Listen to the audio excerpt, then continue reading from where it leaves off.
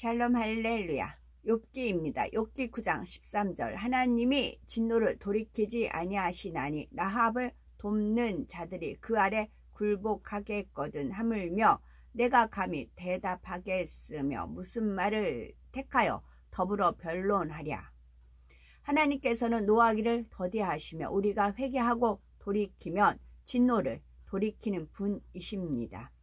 구약 성경을 보면 이스라엘 백성이 우상을 섬기고 하나님을 떠나면 주변 나라의 침공을 받고 포로로 잡혀갔습니다. 그렇지만 그들이 통해 자복하며 다시 하나님을 찾으면 하나님께서 용서해 주시고 빼앗겼던 나라를 찾게 해 주셨지요.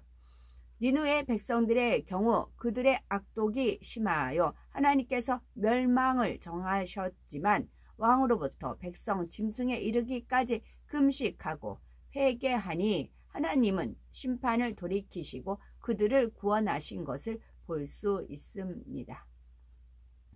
이렇게 하나님은 참으로 회개하는 자에게는 진노를 돌이키시고 긍휼과 용서로 대해 주십니다.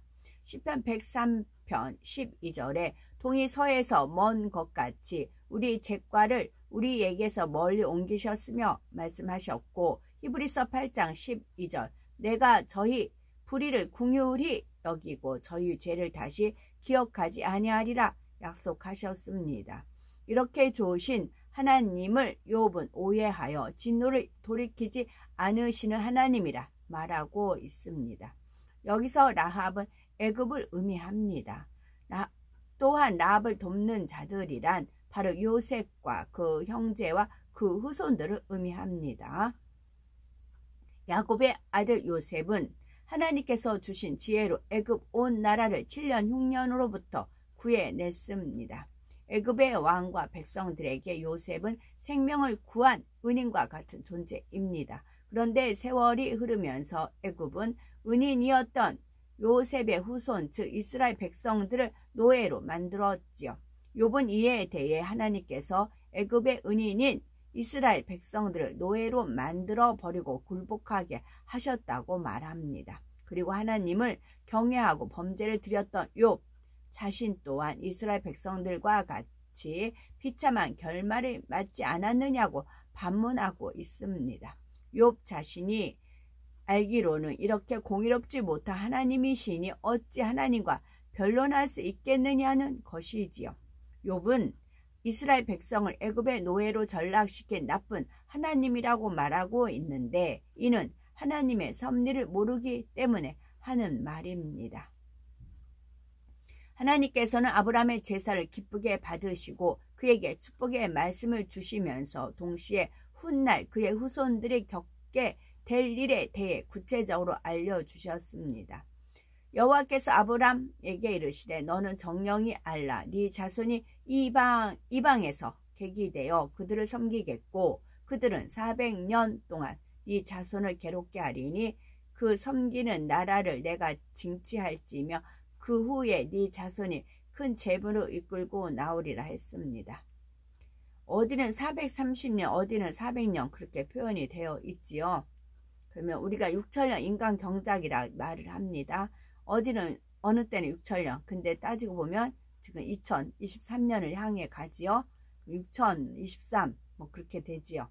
근데 어디는 400년 430년 이듯이 그렇게 생각할 수도 있겠다. 유도리 있게 이런 경우는 또 이제 434배 하는 연유가 있겠지요. 원래 뜻은. 이 말씀은 장차 이스라엘 민족이 애굽에 들어가 400년 동안 종살이 하다가 출애굽하게 될 것을 말씀하신 내용입니다. 여기에서 이스라엘에 대한 축복과 함께 너무도 정확한 하나님의 공의와 사랑을 느낄 수 있습니다. 하나님께서는 아무리 족속이 죄악이 관영했을 때 비로소 심판하실 수 있습니다. 공의로우신 하나님이시니 아무리 족속이 죄악이 가득 차서 심판의 기준선에 이르렀을 때 정확한 공의에 의해 그 땅을 아브라함의 후손에게 주신 것이지요. 약 400년이라는 기간은 이스라엘 백성이 큰 민족을 이루고 가나안 땅에 들어갈 만한 믿음의 성장을 이루는 시간이었습니다. 이와 동시에 가나안 땅에 살고 있던 족속들에게는 죄악에서 돌이켜 회개할 수 있는 기회의 시간이었지요. 하나님께서는 이스라엘이라는 한 나라를 조성하기 위해 먼저는 야곱의 아들 요셉을 애굽으로 보내 그곳에서 총리로 세우신 후 야곱의 온 가족을 애굽으로 보내셨습니다. 야곱의 12 아들을 통해 형성된 이스라엘이 하나의 민족으로서 토대를 마련하기까지는 애굽이라는 안전한 울타리가 필요했기 때문입니다. 온실이 아닌 들판에서 자란 잡초가 생명력이 강하듯이 이스라엘 백성은 애굽에서 종살이하면서 역경 속에 강해졌기에 가나안 땅을 정복할 수 있었으며 강한 민족으로 성장할 수 있었습니다. 이처럼 아브라함의 후손들이 애굽에서 종살이한 데는 하나님의 크신 섭리가 깃들여 있었던 것입니다. 그러니 종살이하던 역경의 시간도 축복의 시간인 것이지요. 그러나 욥은 이러한 섭리를 깨닫지 못하니 요셉이 이렇게 큰 나라를 구해 주었어도 하나님은 그의 후손들을 노예 신세로 전락시켰는데 하물며 하찮은 자신이 평소에 번제 좀 드렸다고 해서 하나님이 공의롭게 역사하시겠느냐고 반문하는 것입니다.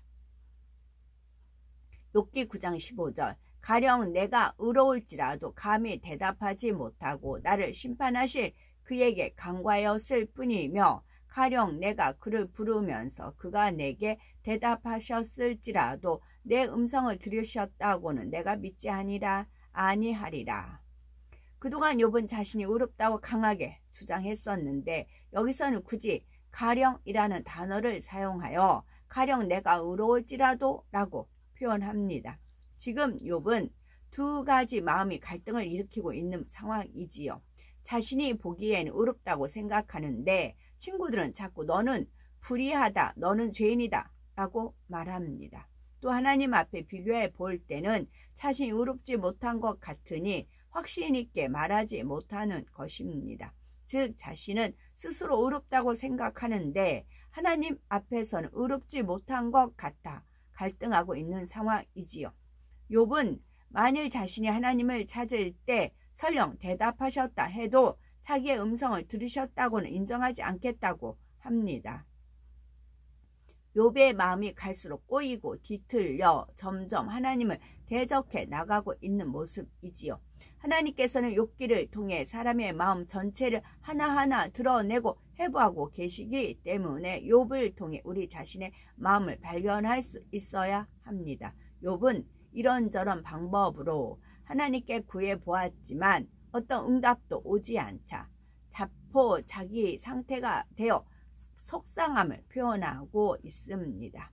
이러한 현상은 흔히 초신자들의 모습에서 찾아볼 수 있지요.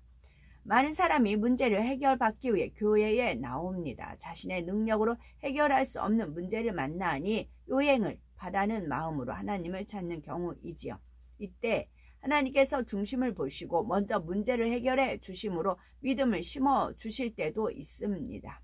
하지만 대부분은 응답받을 만한 믿음이 될 때까지 기다리십니다. 이것이 영계의 법칙이기 때문입니다.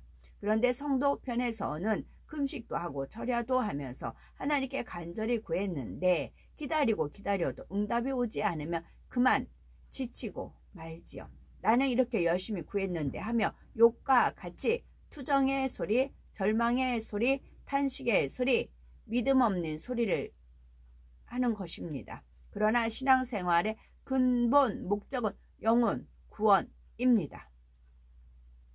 먼저는 내가 구원받을 수 있는 믿음을 가져야 하고 또 내 믿음이 구원받는 단계에 이르렀으면 더욱 부지런히 말씀을 듣고 양식 삼아 믿음의 성장을 이루어야 합니다. 또 여호와를 기뻐하라. 저가 네 마음의 소원을 이루어 주시리로다. 시편 37편 4절에 말씀하셨으니 하나님을 기쁘시게 하는 신앙으로 바꾸어 갈 때 모든 문제가 해결되고 마음의 소원을 이룰 수 있는 것입니다.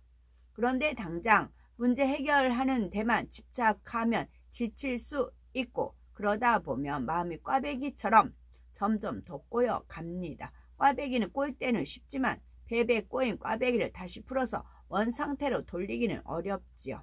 그러므로 하나님 앞에서나 사람 앞에서도 마음이 꼬이기 시작할 때 얼른 풀어버리는 것이 현명합니다. 그렇지 않으면 점점 자존심과 교만, 감정 등이 엉켜서 더욱 강하게 꼬이게 되고 그럴수록 풀기가 쉽지 않기 때문이지요. 저 요 대목을 많이 떠올린 적이 있어요. 사람 사이에 마음이 꼬이기 시작할 때 얼른 풀어야 현명하다. 그렇지 않으면 점점 자존심과 교만, 감정 등이 엉켜서 더욱 강하게 꼬이게 되고 그럴수록 풀기가 쉽지 않기 때문이다. 그래서 요 말씀을 이제 떠올려 주셔서 이 말씀대로 얼른 가서 내가 선물이라도 한 번 더 뭐 그런 적 편지라도 손편지라도 그래서 나중에 어차피 우리가 천성을 향해 가야 되잖아요. 빨리빨리 푸는 게 낫더라고요. 저도 이 말씀에 한번 준행한 적이 있어요. 은혜 주셔서 떠올려 주셔서요. 그러니까 알아야 돼요. 자꾸 들어야 되더라고요. 말씀을.